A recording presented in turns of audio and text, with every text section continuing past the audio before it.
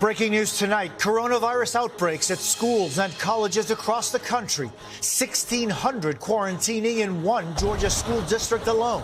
Colleges already seeing clusters. The new video showing crowds on campus. And the new data on just how susceptible children are to the disease.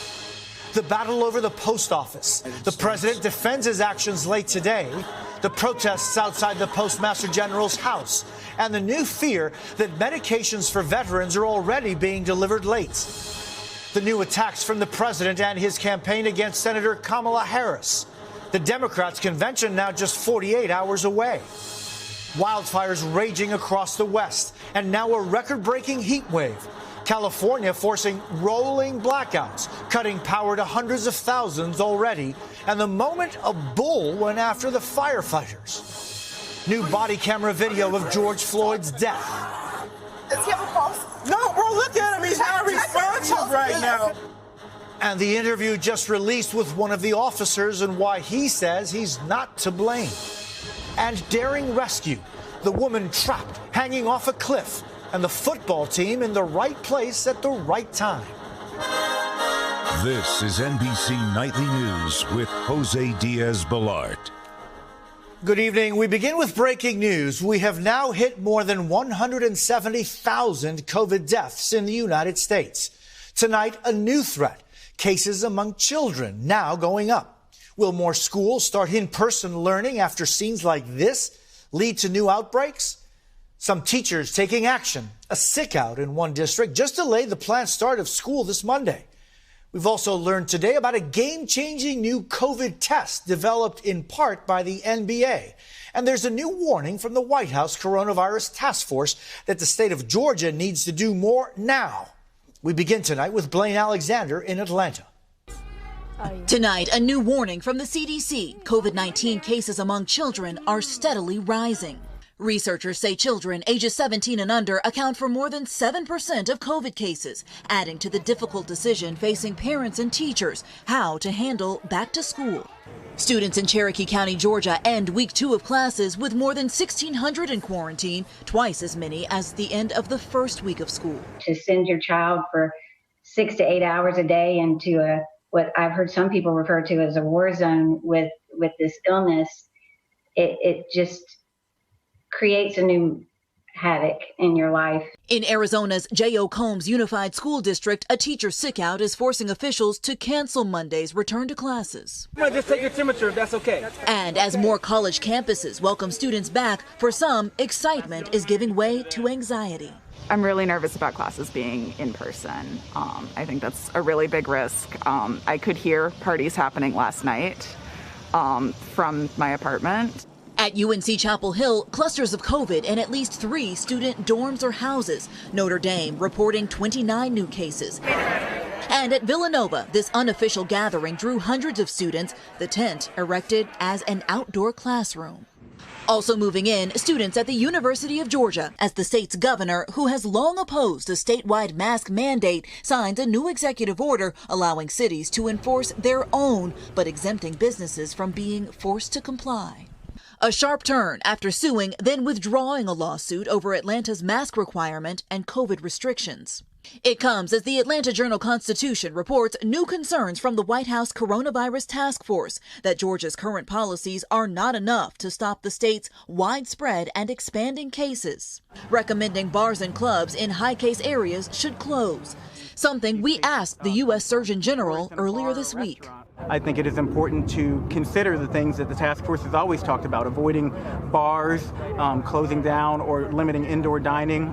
Should those reopenings be rolled back, in your opinion? Well, one of the things that we know is that people will find a way to go out. And so we need the people of Georgia to understand the importance of social distancing. And Blaine joins us now from Atlanta. Blaine, there's been a breakthrough on testing. That's right, Jose. Today, the FDA announced the emergency authorization of a saliva-based COVID test. It was developed at Yale and actually funded by the NBA. In fact, some players use that test as they prepare to enter the bubble. Today, the FDA commissioner is calling those tests groundbreaking. Jose. Blaine Alexander in Atlanta, thank you. Now to the battle over the post office. Late today, President Trump defended the agency's chief amid recent slowdowns and new concerns over how that could impact the elections. Kelly O'Donnell has late-breaking details. Inviting cameras inside.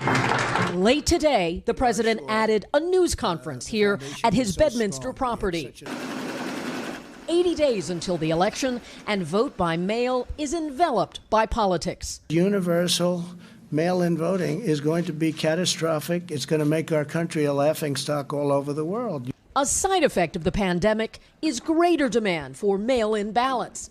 The U.S. Postal Service warned states that with more volume and late ballot request deadlines, some votes may not be processed in time.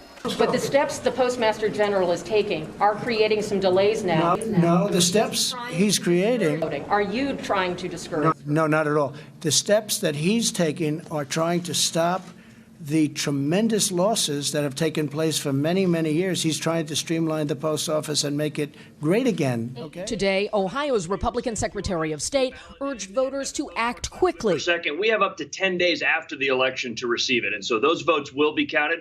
But what we need to reassure every Ohioan and remind every Ohioan is do not delay.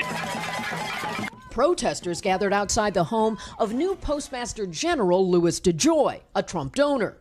The Postal Service has long been under financial strain. DeJoy is under scrutiny for reducing costs that eliminated jobs, cut overtime, and led to mail delays. He defended as unintended consequences.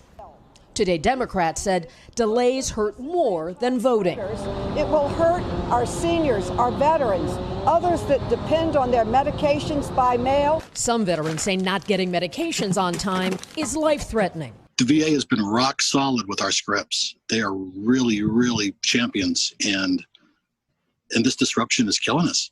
An inspector general announced plans to examine the operational changes, while the post office promised to stop the removal of any mailboxes until after the election. Kelly O'Donnell, NBC News, with the president at Bedminster. Tonight, the president stepped up his attacks on his rival Joe Biden and Biden's running mate Kamala Harris, but wouldn't change course on the false speculation that she might not be eligible for the job.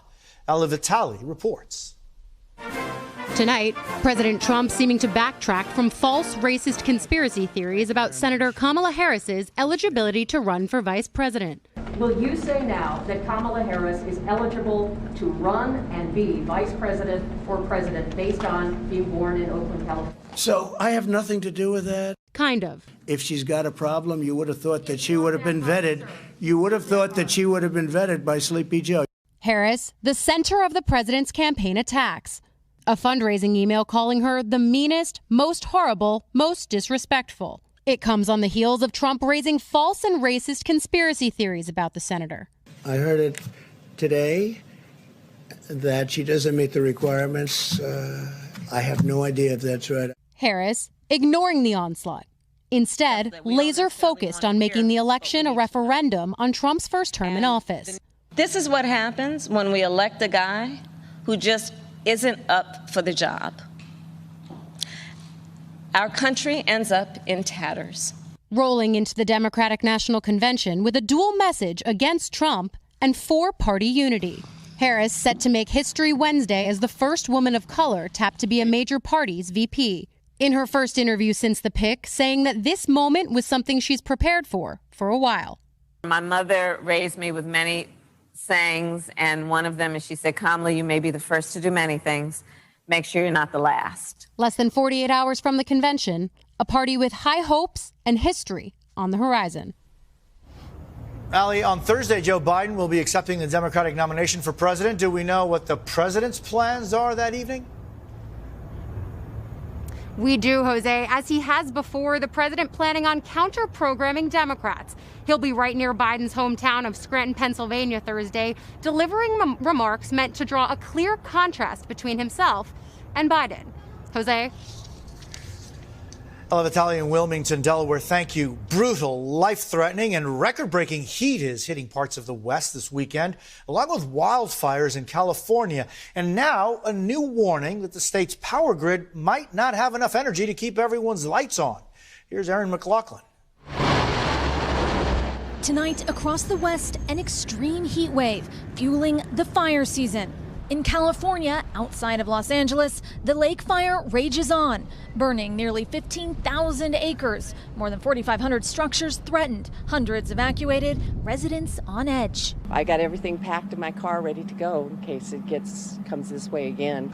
Firefighters not only battling the inferno, but also angry livestock. Oh my God. Ferdinand the Bull chasing first responders, all while dealing with new COVID-19 precautions. It does slow down the operation quite a bit. Not far away in Azusa, California, the ranch fire, only 3% contained, and the hunt for a suspected arsonist. Police say 36-year-old Osman Palencia is wanted in connection with starting the fire, warning he's believed to be violent. The public's encouraged to use caution if they see him. As fires rage on in the southern part of the state, the heat wave creating new concerns for California's power grid. Friday evening, state officials cut power for parts of California, affecting as many as 250,000 customers. For the first time in 20 years, declaring a Stage 3 emergency, triggered when demand for power outpaces available supply. Hours later, the power restored statewide. Well, with this heat, it's pretty brutal without AC. Now across the West, 84 million affected. The heat threatening to shatter record temperatures and could rival 2006, when hundreds were killed as temperatures soared as high as 119 degrees. A potentially deadly combination, with no signs of letting up. The heat's expected to continue into next week. And Aaron, will there be more power outages tonight? Well, Jose, the state's power grid is warning there could be more rolling outages tonight. Meanwhile, as you can see behind me, all of this extreme heat is certainly not helping the fire situation. Jose? Aaron McLaughlin in Lake Hughes, California, thank you. Still ahead tonight, the newly released body cam video showing bystanders begging Minneapolis police to help George Floyd. Also, with no sports season ahead, the high school star athletes wondering, what now? We are back now with newly released body cam video of George Floyd's final moments, the incident that sparked worldwide protests. And it's shedding new light on what happened during that fateful encounter with Minneapolis police. Shaquille Brewster reports a warning the images are disturbing. Tonight, new police body camera footage released from George Floyd's death. What's going on? The video from former Minneapolis police officer Tu Tao. I can't breathe. I can't breathe. A new angle showing the growing crowd repeatedly pleading with officers. Bro, he's not even moving. Get off of his neck, bro. Get off of his neck. Tao holding back nearly a dozen bystanders as former officer Derek Chauvin pins Floyd to the ground with his knee. He's not even resisting arrest. You know how long we fought with him? Okay. We tried that for 10 minutes. You can hear Floyd telling officers repeatedly that he can't breathe. Please, I can't breathe. I can't move. At one point, a woman who prosecutors say was an off-duty firefighter approaches Tao. Are you really a firefighter? Yes, I am from Minneapolis. Okay, Bro, then get on the sidewalk. You think that's okay? Check his pulse. Check his right. Pulse. Get back on the sidewalk. The man ain't moved yet, bro. The video is more evidence in a case against the 4 former officers involved in Floyd's death. Derek Chauvin is charged with second-degree murder and manslaughter. Tao and 2 other ex-officers charged with aiding and abetting. All face up to 40 years in prison if convicted. He was saying that he couldn't breathe, but then he was obviously yelling and talking. Also released by the court, new video of Tao's interview with investigators 8 days after Floyd's death. I was concerned with the crowd. I mean, I would hope that the other officers would do their job and check on them. The investigators even asking Tao about Chauvin pressing his knee into Floyd's neck. So that maneuver that you saw Officer Chauvin use, is that something you've been trained in? I've never used it. Tao's interview lasting nearly 2 hours. Minnesota prosecutors now asking the judge to try all 4 men together. The former officers expected to be in court next month. Shaquille Brewster, NBC News. Coming up next, high school athletes now with no sports season wondering what it means for their college careers. Plus a dramatic cliff rescue and the heroes who helped. The battle over a Confederate monument sparked clashes today in the Atlanta suburb of Stone Mountain, Georgia. Police formed a line trying to keep the peace between members of the Black Lives Matter movement and right-wing demonstrators supporting Confederate symbols. The groups are at odds over an enormous monument of Confederate leaders carved on the mountain. Loved ones of slain soldier Vanessa Guillén said goodbye in a private service today. Family and service members saluted her flag-draped casket into the Houston church for the Fort Hood soldier's funeral.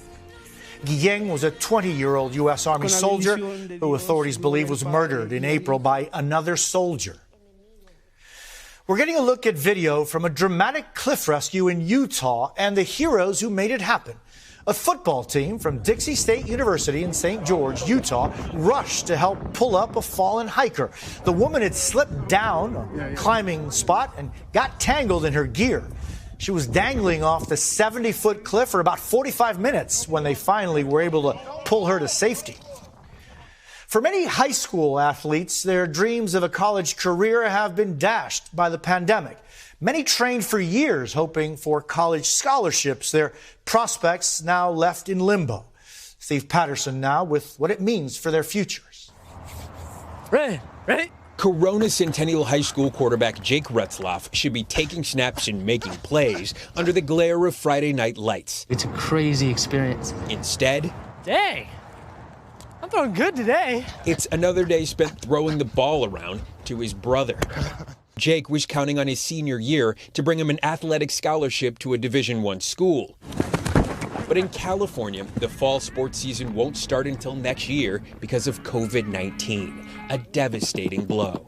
What's going through your head right now? This whole season is what I've been focused on for a long time. Almost my whole life I've been leading up to this year. And for it to be pushed back and then maybe pushed back again, I just want to get my shot, you know? Each year, the NCAA provides over $3.6 billion in athletic scholarships to more than 180,000 students. For elite players in every sport, senior year is vital to showcase their worth to college recruiters. And when it comes to recruitment, it's all about that on-field performance. Athletes looking to wow recruiters in the stands, now empty. The NCAA put a freeze on in-person meetings with recruits, and because of pushed or canceled seasons, players are now limited to posting social media videos. And for basketball recruit Donovan Watkins, just 5'9" on paper, it's critical that he show off his skills in person. They may say, oh, he's too short and this and that, but if you see me play and you see my heart, you'll see like, oh, this dude, he's got it. On top of his ability to soar through the air, Watkins, a fellow Centennial Husky, has maintained a 4.3 GPA his entire high school career, making him a standout to Ivy League and Division II recruiters who showed interest in Donovan earlier this year, but now uncertainty. He's worked so hard. You know, we've worked hard. We've made a lot of sacrifices. And to see that he may not even get to play in front of coaches. And for Donovan's coach, it's personal. My heart breaks for these guys because, you know, they've put in all this time. Yeah. You know, the majority of their childhood has been gearing up for this time. Young athletes working to fulfill lifelong goals. My thing is about proving people wrong. Hoping their senior year doesn't leave their dreams sidelined. Steve Patterson, NBC News. And when we come back, a brand new calling, the young man with a big heart who turned his own job loss into helping others during the pandemic. There you go, man. Just fill that in. There's good news tonight about second chances and a young man who found a new calling during the pandemic. Our Morgan Chesky met him purely by chance while reporting on another story, but knew he had to share his inspiring story. Just outside Dallas, in a parking lot turned testing site, before anyone sees a doctor, they meet Jonathan Cormac Boyasuk. How you doing, sir? Pretty good. That's a cute little pupper. Aw. You gonna get COVID testing? Yeah. His official title, patient liaison. But watch the 23-year-old work, and you'll see a special kind of medicine. Es que me quiere. Soy tan popular. Oh. People come in concerned. They come in nervous, they come in scared, and like you get me, and I just come in there like, oh hey, how you doing, you know? And I try to like put a little smile on their face. His smile comes easy, but life, not so much. He lost his mom after he and his dad moved to Texas from Argentina. The duo inseparable. At one point sleeping in a car when money was tight. And when his dad got sick, John found a job at a restaurant at age 16 to cover a hotel room the two still call home. I mean, he showed me that no matter how hard everything comes at you, you got to just keep pushing forward. Then came COVID-19. The customers Jonathan relied on all but gone. The bills about to put he and his dad back on the street. Did you ever think when the money dried up that you'd find a brand new calling? No. I mean, I was mortified. I was scared. I didn't know what I was going to do for my dad, for my family, for anyone involved. But someone else did. Belinda Smith knew Jonathan from the restaurant and needed a clinic translator. I just felt like he needed a break, and it's really easy to give that person a break, especially someone that fulfills a need. A temporary fix Jonathan's turning into a permanent career change with plans to become a medical assistant. Here I feel like I can change at least one person's life a day, or at least help them feel better. Helping others, and even inspiring those he looks up to. Son, you're all that's best in me. Do I make you proud? Son, every day you make me proud. Morgan Chesky, NBC News, Dallas. Adelante, Jonathan. And Jonathan is working hard to save enough money to get an apartment to share with his dad. That's NBC Nightly News for this Saturday. Kate Snow is here tomorrow with an important story about getting internet connections into communities struggling with weak Wi-Fi. It's a vital resource for distance learning and working from home. I'm Jose Diaz-Balart reporting. Thank you for the privilege of your time, and good night.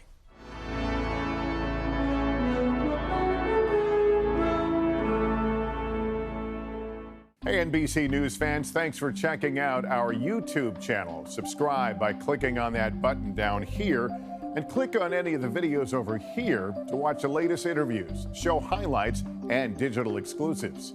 Thanks for watching.